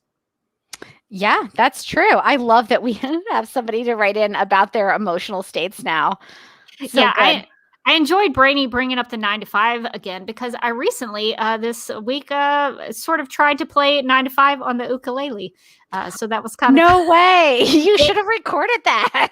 I tried. It was not successful. That would have been some quality Instagram content. I don't think I'm ready for 9 to 5 yet. I'm still working on, Michael rowed the boat ashore and things like that. I'm not ready for Dolly Parton yet. I think you've got a goal, though. I think you got a goal in sight. Yeah, no, I'm definitely setting that as a level to get to. Marissa wrote in to say, while watching this episode, I had one main thought. When Kara couldn't get the utility closet door open and Alex looked at the rose sitting on the couch, I 100% thought she was going to scream, "Take the rose!" And Kara would magically be healed from the kryptonite poisoning. Did anyone else's brain go there? Did you think about that? I did not, but I love this. Well, when she was talking about the rose, I thought, like, again, because I'm a huge dweeb, I thought they were going to go like a tuxedo mask from Sailor Moon direction. They were just going to throw the rose at the door, and then it would just bounce off and be useless, much like most of Tuxedo Mask. But no, I didn't think of the rose for their like take the grass moment, but that would have been amazing. What would it work though? I know I don't think so. I think it would have to be connected to a plant source. Yeah, because it's not like I don't think it's. We've got some questions about would it still be effective? Kryptonian power sources. All right. Well, Daryl wrote in to ask, quote, "Where is Clark when you need him?" I mean, seriously, the one thing in the universe that can hurt Kara and he never tells her about it. This is actually the second time they have contradicted what Kara said in season 1, episode 2 about never experiencing kryptonite before. The first time being when they gave her that line about dealing with kryptonite for the past 15 years when Red Daughter came at her with it in season 4, episode 21, unquote. I had forgotten about that with the Red Daughter situation, but they did contradict themselves with Red Daughter, so they can't keep track of when Kara has first encountered kryptonite. But you know what's great, Rebecca, is that they don't need to anymore. It's they whatever don't they need to. This is post-crisis, baby. It's post-crisis when nothing's real. Nothing's real, but everything's real. Nicole has an answer about. She says the cells in the rose would have to be living still to have a photosynthetic capacity, although reverse photosynthesis and Nicole, these are some big Come words. On. Was that nuclei effect is something I don't fully understand. I don't even fully understand how to say that word. Photosynthetic. That is a very big $10 word. That is a tongue twister. But thank you for that information, following up on that question. So Susan sent us an email to say, "Well, I thoroughly enjoyed the podcast last week. I must disagree with your criticism of the Brandon and Brenda 90210 shout out." All right, let's get into this. Given the rest of the timeline failures, I can see how this might have seemed like another one. But Beverly Hills 90210 was at the height of popularity in the early 90s. That is the time frame during which people named their kids after characters. Assuming that happened, then Brenda and Brandon would be the perfect names for high schooler aged kids in 2009. Indeed, my nephew Brandon, who my sister-in-law insists she did not name after the character, even though we all know she did, was in high school in 2009. Just saying. What I like about this email is that she schooled us on this, but she also blew up her sister-in-law's spot very thoroughly. This is actually a really good point. And I also noticed that in our live chat from last week, a listener named Baggy the Panther pointed out, quote, "Is it the point that Kara and Alex aren't supposed to get the reference," unquote. So I think those are some two solid things to throw a hole in our criticism of the 90210 reference. So noted, and I think they're solid disagreements there. I love it. I love everything about that email. Well, Mark sent an email saying, quote, "Even though the Cat Grant origin was contrived, I really enjoyed this episode. I like the way CJ gave the stop beating yourself up speech to Kenny. It reminded me of some of her best moments in season 1. And I have a hunch that even though Callista Flockhart isn't about to go through the hell and back that is How to Travel to Canada right now, and the show probably doesn't have the budget to set up a green screen in Zack Snyder's driveway." And I'll just stop here in case you don't understand that reference. Zack Snyder actually shot some of, I don't know if he shot the Nightmare stuff in his driveway, but he shot some Green Lantern stuff in his driveway with like green screens and things like that. That's so great. That came out recently. So that's what Mark is talking about. So Mark continues on. "The current writers were glad they got a chance to write Cat one last time. Now we'll see if the timeline changed enough that Catco has a Pink Panther logo." As for the rest of the episode, I love the kids as usual, but I'm not sure I'm on board with either of the spinoffs that have been bandied about. That's tough to say. Bandied about. That is tough to say. Little Danvers or Brainy and Nia. But it was a fun way to get us through another episode without Melissa and not have it revolve around the main cast standing around and talking in the tower. Also, we've talked about Kat building her massive empire in 6 years, but if Alex is barely in college herself, how does she have time in 6 years to become a doctor and a special ops agent and a lost girl who Jean has to rescue from the drunk, take unquote? And I know that has been a source of frustration for Dr. Nicole Green about her timeline, about Alex's timeline. So that's a solid question. Alex's timeline is the thing that makes me laugh the most, I think. Just that, like, she had a lost period, but also somehow, like, got a PhD and was a special agent in the DEO all in 6 years. She picked herself up. She's hugely successful.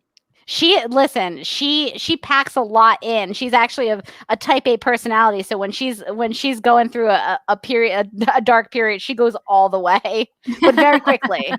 And then straight back to that PhD. Puts her mind to something, she goes after it, she gets it done. Ryan wrote in to say, really confused why Alex said that Eliza wanted pictures of Kara and Kenny before the dance, but then Kara and Kenny met at the dance, so I don't know when those pictures were taken. That's actually a really good point.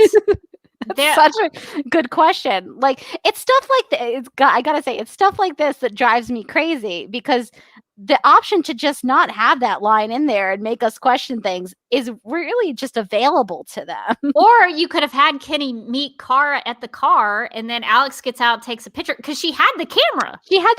And she's just sitting in the parking lot of a high school dance taking pictures, which is, yes, a little creepy.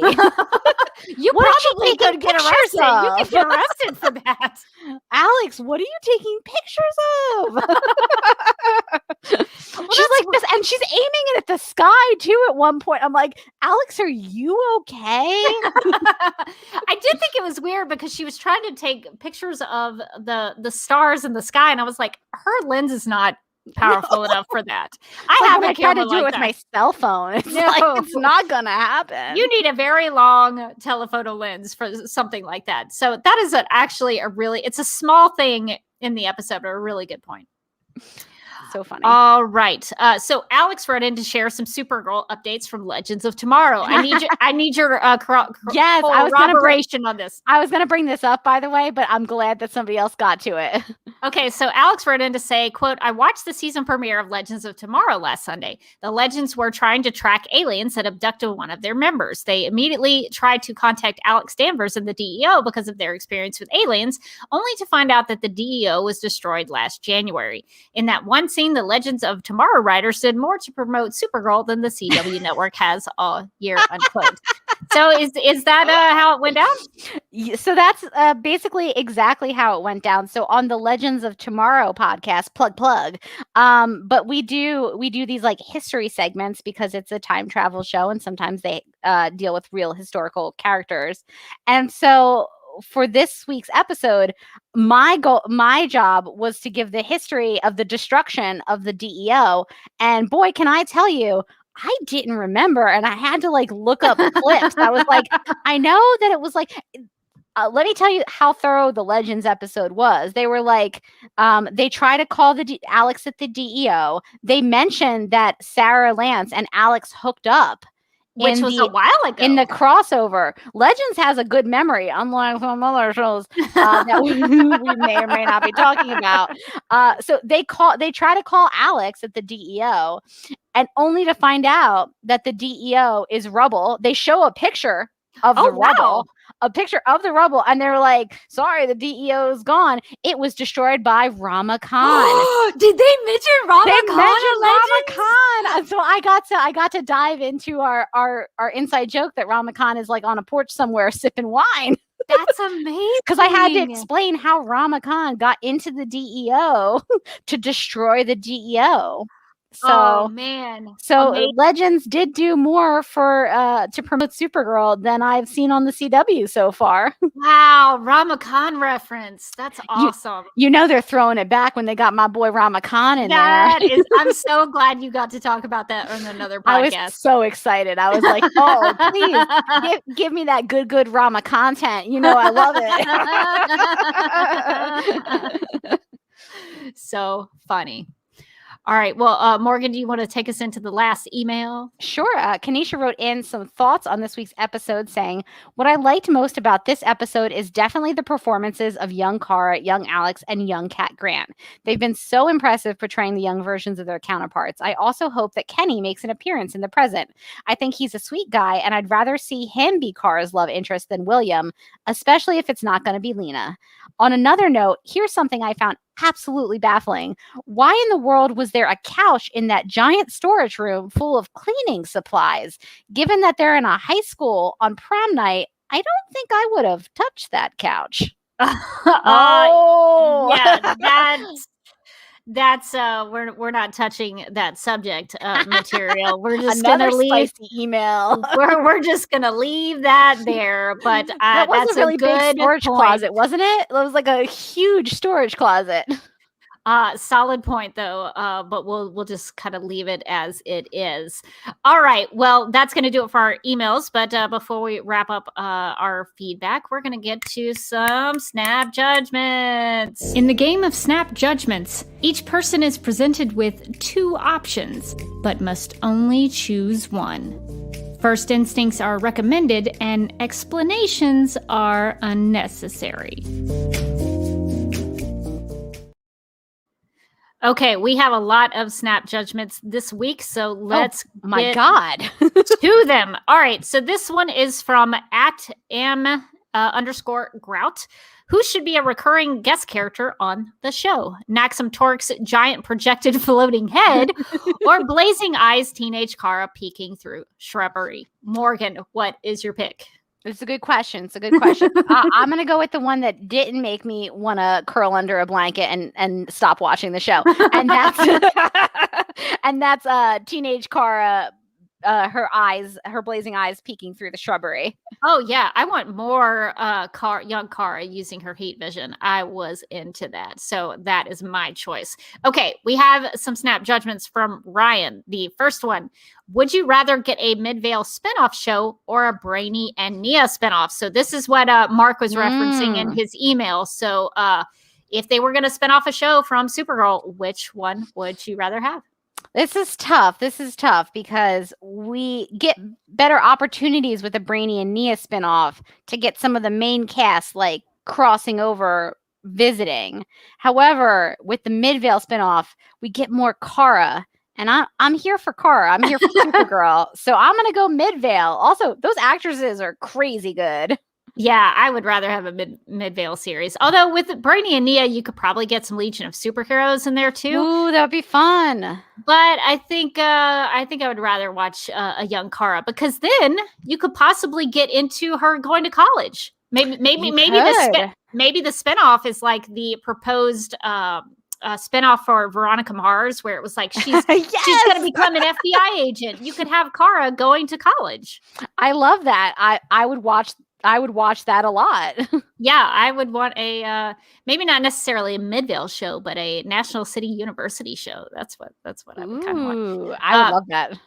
But in the game, I guess I'll pick Midvale spinoff show. All right, so the next one. Would you rather have okay, so this is similar but different. Okay. Would you rather have a Brainy and Nia spinoff, or have Brainy and Nia join the Legends? Ooh, this is a tough one. I think I kind of want Brainy and Nia on Legends. I think selfishly, I want to steal them for my show. I think that they would fit in really well on Legends, because they can sometimes bring some comedy, but they've got emotions, and so I think that would be they'd be a good fit for Legends, actually. Yeah, I agree. I think they would be better joining a cast of characters and having fun with the Legends of Tomorrow, instead of having, because their own show. I mean, they'd have to do a lot of work with the writers' room to establish what that is, and who they interact with and what they do. I guess they could just be a time traveling duo. I don't know. They could just be messing up. They could be messing up the timeline, and then Legends could follow after them to clean it up. Why not just have them with the Legends, just to make it a little easier? So Andy asks a good question here in the chat. Can Legends afford their powers, though? The answer is no. They would never use their powers again, but you wouldn't even notice. You know what? You wouldn't notice. You'd be like, has a Dreamer done anything with her dream energy lately? Like, no. They'd be like, no, Nicole, just, you're gonna take a nap, and then you're gonna wake up and be like, by George, I've got it. They're gonna be like, who can stop this humongous Bebo? We really need somebody who's powerful enough that she can stop a Kryptonian at a tidal wave. Oh, Nia can't do that right now. She's like, oh no, Nia's sleeping. So.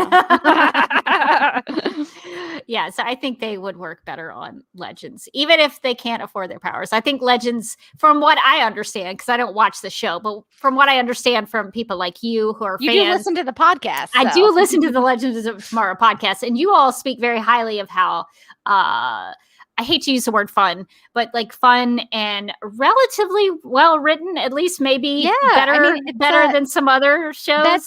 That show is an absolute fever dream, but they managed to like introduce new characters and like write characters pretty well, where like you immediately start liking them. So I think that they'd do really well with Brainy and Nia. Yeah, so if they were handled well, I think they could work.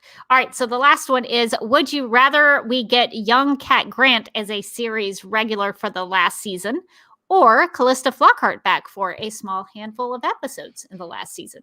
I'm sorry, young Cat Grant was great. We gotta go Callista. I gotta go with the OG. I was really impressed with Eliza Helm, and I read an article where it talked about she was a student of Second City, so she is an improviser. Really? So nice. I was highly impressed with. Second City, home to Tina Fey, Amy Poehler, Steve Carell, some really good company there. So I was impressed by that. But I think Callista Flockhart, because we never got that payoff that she knew Kara was Supergirl. No, we didn't. Kara, I mean, we as the audience did, I guess, but Kara doesn't know that. And I kind of wish that there was a scene where Kara found that out. So I would like to see her, Callista Flockhart, back. Okay, so we've got a couple snap judgments from Mark. Which spinoff would you prefer? So this is another spinoff question, but slightly different. Little Danvers with young Kara, Alex, and Kenny. So that's our cast for this one. or the continuing adventures of Brainy and Nia, which isn't the Legion of Superheroes. So this is just Brainy and Nia, no time traveling Legionnaires. So which one would you prefer? I'm going Lil Danvers, and I took out the 2 T's in that. So it's just Lil. LIL. It's just LIL apostrophe. It's Lil Danvers, and that's their adventures around town. Yeah, I think the idea of putting Kenny in there is pretty cool. So, yeah, I think I would pick Lil Danvers too. All right, so the next one from Mark is, what's your preferred romantic end game for Kara? I'm scared. We don't like to step into these waters, but I guess we'll do it for a snap judgment. Okay, so here are your options. Okay. William, James, who shows up out of nowhere in the series finale. So we could have James come back. Okay. Another option is Kenny, who shows up out of nowhere in the series finale, played by Ross Butler. So Ross Butler was in the Shazam movie. So part of the Shazam family. So and he's been in a bunch of stuff, it looks like. 13 Reasons Why, and To All the Boys I've Loved Before. He's got quite the filmography. Riverdale, Teen Wolf, some great stuff on here. So highly acclaimed actor Ross Butler. Okay. So we have William James Kinney, played by Ross Butler. Love or it. On the couch. So this could be a romantic endgame for Kara. Or on the couch with pot stickers and Turner Classic Movies, resolved to find out what else is out there. So those are your options. Okay. This is tough. This is tough. Because, I am between 2. The other 2 do not interest me in any way. I am between Turner Classic Movies and pot stickers. Always a classic. And Kenny. Because Kenny really won me over in this episode. He was arguably the best love interest for her we've seen on screen, presented as her love interest. Right. But I don't know. I mean, we just haven't gotten a lot of Kenny, and we have gotten a lot of pot stickers, right? The pot stickers is well established. It goes way back. It goes around to the first season. We know she loves those pot stickers. She loves them. Those pot stickers aren't just some lately things that showed up in the last season. It's not a one-night flashback episode. It's not a one-night stand. She's in a committed relationship with those pot stickers. So I'm going pot stickers. I just talked myself into it. Yeah, I liked Kenny a lot, and I wouldn't be opposed to it. But I love Turner Classic Movies, and I think Kara does as well. She's a big fan. She's a big classic film fan. Her favorite movie is The Wizard of Oz. I'm going to go pot stickers and TCM on this one. Because I think that is a good one. You can't go wrong with that, I don't think. Okay, and so Mark wanted us to ask the same question above, but add the words, which do you predict will happen? So which of those same options do you think will actually happen? William is her in game, or James comes up out of nowhere, Kenny's played by Ross Butler, or she ends her romantic journey with some pot stickers and TCM? Ooh, it's so hard to anticipate what these writers are going to do. I feel like the Kenny thing feels like they're trying to build something there, but it could be nothing, right? It could be nothing. I don't know. I just don't know. It's so hard to predict with this show. I want to say I'm predicting. I'm going to go pot stickers even. I think I'm going to predict pot because I don't feel like they're committed to anything. I don't feel like they're excited about any of her options, honestly, like from the show. Like the show is not giving me excitement for William. He's mad about TVs and stuff, but I'm not getting like, oh, really, like they have underwritten that. If that's the relationship that she's going out on, they don't care at all to write it. Yeah, I'm having to put myself in the shoes of the writers of Supergirl on this one. And I actually am going to pick William. Because I think what will actually happen is it's not what I necessarily want to happen, but I think according to the writers of Supergirl, Supergirl's going to get out of the Phantom Zone, and then they'll pick up the William stuff from there like nothing happened. I think that's what I think that I mean, given everything that we know about how this show is written, you're not. I mean, I think that's gonna happen. The thing is, I don't think that you're wrong. That's I think I answered with my heart and not my head on that one, and not my previous experience with this television show. I mean, I don't think that's the right choice, but I think that's probably what is going to happen. So if I had to predict something.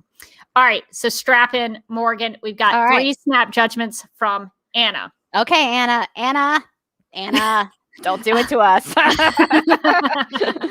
So, all right. The first one, what do you miss more? When Kitty used to be dead, or when Red Daughter tried to frame Kara for crimes of treason? Which do you miss more? I see what you're doing there, Anna. Listen, Anna, look at me. I see what you're doing. I see right through you. And also, I don't think that you're understanding how much I did love Red Daughter. So I'm going for I miss her. She was plucky. I wanted to know more about her. We barely got any of her, and then they killed her. So let's go hang out with Red Daughter when she's underground punching some rocks. Let's punch rocks with her. Yeah. Do you remember that episode when Red Daughter posed as Supergirl and she dropped down into the Oval Office and like killed a bunch of people? What happened to that show? That show was exciting. I mean, not that I like Supergirl, like kill the image of Supergirl killing a bunch of people in the Oval Office, but they took a chance with that. That's like serious. But stuff was happening. Stuff was getting crazy. So I'm going to pick Red Daughter framing her for treason, because that was one of the times I was like, dang, they're like taking this seriously. I was on the edge of my seat there. I was like, oh my God. Yeah, that was big stuff. So that's my choice on that one. Okay, so the second one from Anna. If some Supergirl Radio listeners got kidnapped, oh no. Okay. Oh no, we don't want to kidnap Anna. So our listeners have gotten kidnapped by some blue evil aliens. What would we do? Okay. All right, here are our choices. Okay. Become vigilantes and devote the rest of your lives to saving them. Or time travel to each of them and warn them to hide before the aliens show up. So, Anna, this is a good snap judgment. Okay. I'm thinking about it, but I feel like if I had the time travel option, that seems like the easiest one, right? That seems like the easier option. And it's less training. I don't know that I really want to do a training montage. It's just not my vibe. So I'm going time travel. I'm probably going to mess something up, but I feel like let's try it. I mean, after all of the time travel complaints we've had here lately, I feel like we should pick that one. But I also like the idea, would we become vigilantes together? Could we be Ooh, that's fun, though. I didn't know that we could do it as a team. We could come up with our own names. Which one of us gets the blue eyeshadow? Oh, we have so many choices. So that's actually really tempting. But I think if we were going to be really smart and really want to save our Supergirl Radio listeners, I think we should pick the time travel option. If you would like to name our vigilante duo, please, I like it. Somebody please let us know what our vigilantes would be called. Okay, so the final snap judgment from Anna. All right.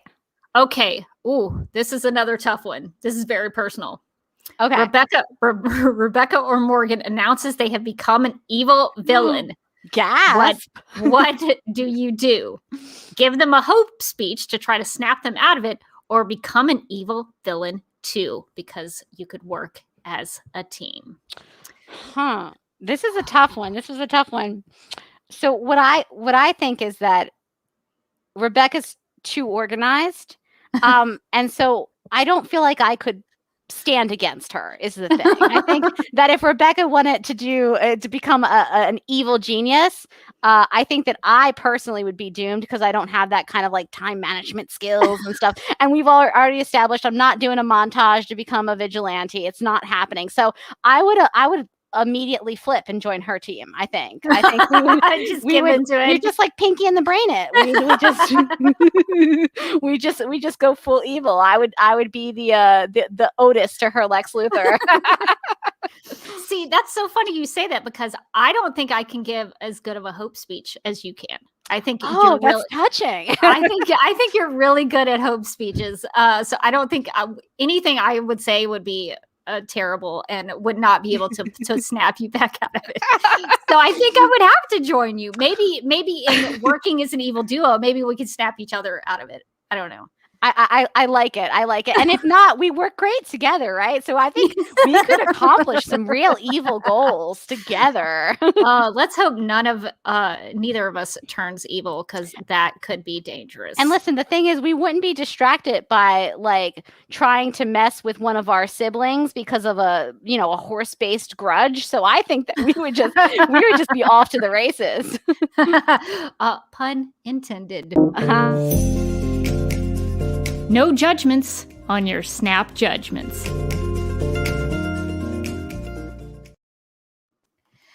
Okay, well, that is going to do it for this episode of the Supergirl Season 6 episode titled Prom Again. So we need to get to some Supergirl Radio plugs, and I have not pulled them up, and I need to do that. I am trying to figure out, I'm gonna vamp until I get it. But yeah, so Sure. we're gonna get to some Supergirl Radio and DCTV podcast plugs. If you would like to contact Supergirl Radio, you can post a comment on our website at supergirlradio.com. You can email us at supergirlradio@gmail.com. If you'd like to leave us a voicemail, you can call us at 678-718-7252. You can like us on Facebook and follow us on Twitter and Instagram, all at Supergirl Radio. You can listen to us on Apple Podcasts, Stitcher, iHeartRadio, Google Podcasts, Radio Public, Podchaser, and Spotify, where we also have a Spotify playlist that includes music featured on and inspired by the CW's Supergirl TV series. We are listed on DC's fan page, which you can find at dccomics.com/DC-fans. If you like what we do, we encourage you to give us a rating and write us a review on Apple Podcasts. If you enjoy our Supergirl Radio live streams, make sure to subscribe to the DC TV Podcast YouTube channel and hit that notification bell to get notified when we go live and wired. DCTV Podcast also has a TeePublic store, so if you're in need of new DCTV related t-shirts, tank tops, sweatshirts, onesies, mugs, notebooks, pillows, or stickers, go to supergirlradio.com and click on the TeePublic store link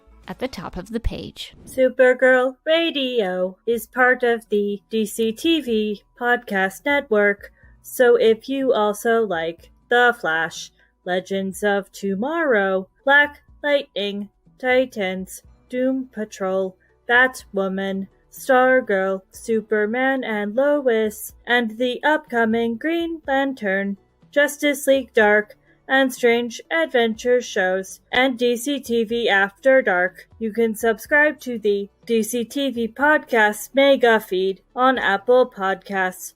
Follow at DCTV Podcast on Twitter, and like DCTV Podcasts on Facebook, or else. This has been a message from Hope, inhabiting the Flash vessel, also known as New Rachel. Oh, So good. All right. Well, speaking of DCTV podcasts, TeePublic store, if you're interested, we do have some cat grant designs in the store. We've got to keep calm and chop.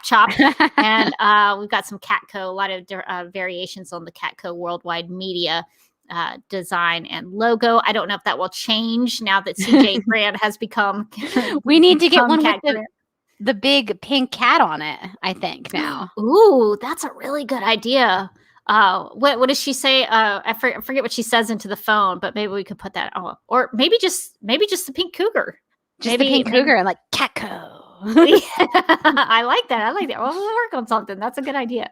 Or maybe the alternate reality one, Kennyco. we'll design a logo for Kennyco. Maybe that could be something that we do during the hiatus. Maybe we could get some artists on here and like pitch ideas and like see them draw in real time. And like I don't know. We'll think on that. We've got time now. We've got 3 months to do whatever we want. Oh boy. So we will give that some thought. All right. Well, we would like to thank our Legion of Super sponsors, which are our supporters of our Supergirl Radio Patreon. So if you would also like to become a Legion of Super sponsor or one of our various levels, we have 4 levels of the Patreon. So you can go to patreon.com/Supergirl Radio and check that out. We have monthly levels that get you some cool stuff.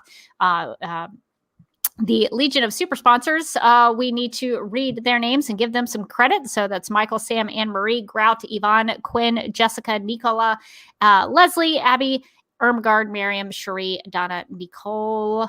Nicole, I said Nicole like Nicola, it's a different thing. Nicole, Lizeth, Deb, Susan, and EH. So thank you all for sponsoring Supergirl Radio and keeping the lights on with our fees and such. And it allows us to do some really cool stuff like giveaways for you all as well. So thank you for doing that. And we'll have some stuff coming up from my trip to Hawaii, and we'll have some. We're getting close to doing another review that we need. One of our quarterly reviews. So we'll have that for the $5 Patreon supporters, the Ace reporters. So we'll have that coming up as well. So thank you all for contributing.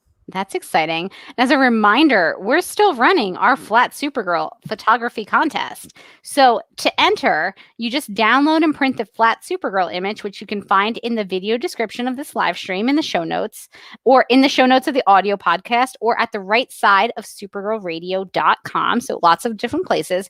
Then you cut out Flat Supergirl's image. Then you attach her with tape or glue, cut out to a popsicle stick, a pen, a pencil, whatever you want, really. And then you just take some creative pictures with Flat Supergirl, out and about. It can be a selfie, but it doesn't have to be. Flat Supergirl can go on adventures with you. And then once you do, post those pictures, as many as you like, and in as many places, to Twitter, Instagram, Facebook, and tag at Supergirl Radio. And you can also use the hashtag Supergirl Adventures. Yes, and I have to confess, I don't know where my Flat Supergirl is anymore. Oh no, what happened to her? We've had to pack up several times to go to different islands, and I'm like, I don't know where she is anymore. What did I do with her? So, Flat Supergirl, where are you? So I'm going to have to print out a new one when I get home. I was going to take her on somebody my in adventure. Hawaii is going to be like, what?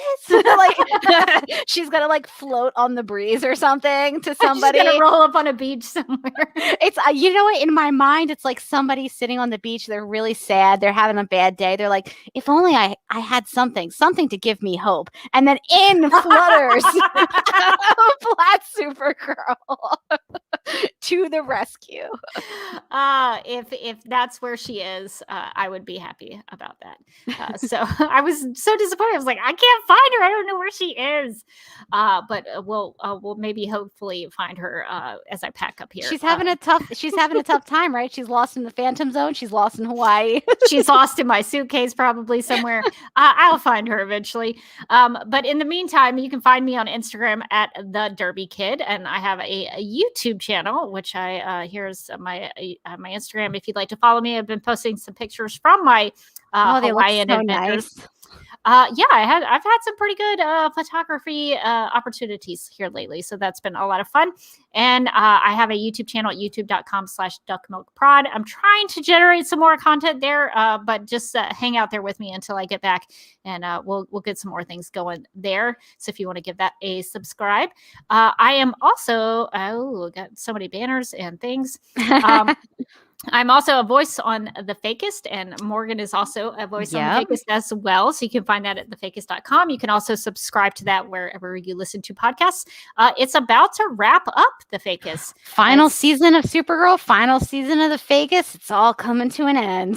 Well, we're saying goodbye to a lot of our things, which is sad. It's a little bittersweet, but The Fakest goes out on a really high note. So I think you will enjoy listening to it because it's very, very funny. And if you haven't listened to it, go back and listen to the whole thing. You can go start back at season 1 and season 2 and catch up. It's only 3 seasons, so it's a very easy listen. So definitely check out The Fakest. And I guess I haven't been able to contribute to Justice League Universe podcast while I've been in Hawaii, but I also want to give them a shout out because they do a lot of good work analyzing the DCEU films. I'll be getting back into that when I get home, when I actually have some time to review the scenes. But if you want to check out some of that, check out the Justice League Universe podcast. I feel very special that this is the podcast that you chose to do from your vacation in paradise. Thanks, Rebecca. No problem. You can check me out on Twitter and Instagram. I'm at Mojotastic. And you can also find me as a co-host on DCTV After Dark and also on the Legends of Tomorrow podcast, where we did talk about the DEO, the destruction of the DEO, and all of our favorites, Rama Khan.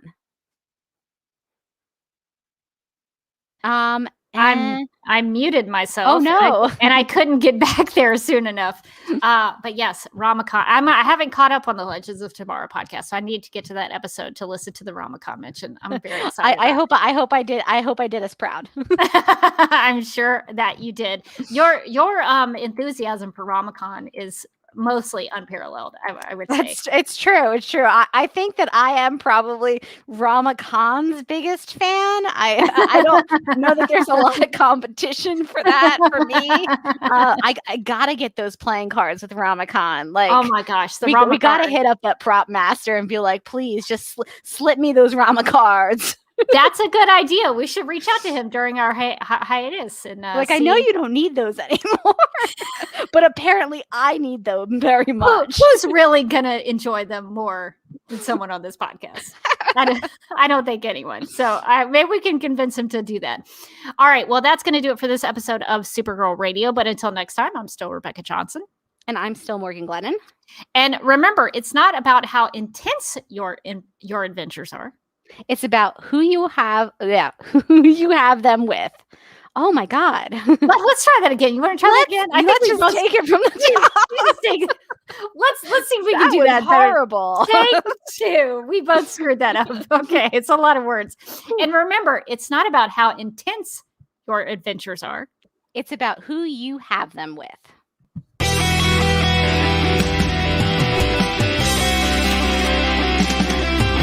I think the CW are just trying to win the time slot war with Supergirl Radio. Supergirl Radio is going live every night of the week. How do you like it? Is becoming a human burrito a plus or a minus? I don't know. It does seem snug. I mean, they say you are what you eat. Oh no. Yeah. So I do a podcast called Supergirl Radio, and one of our segments is Lena Luthor, Boardroom or Ballroom, because she looks like a boss in this coat.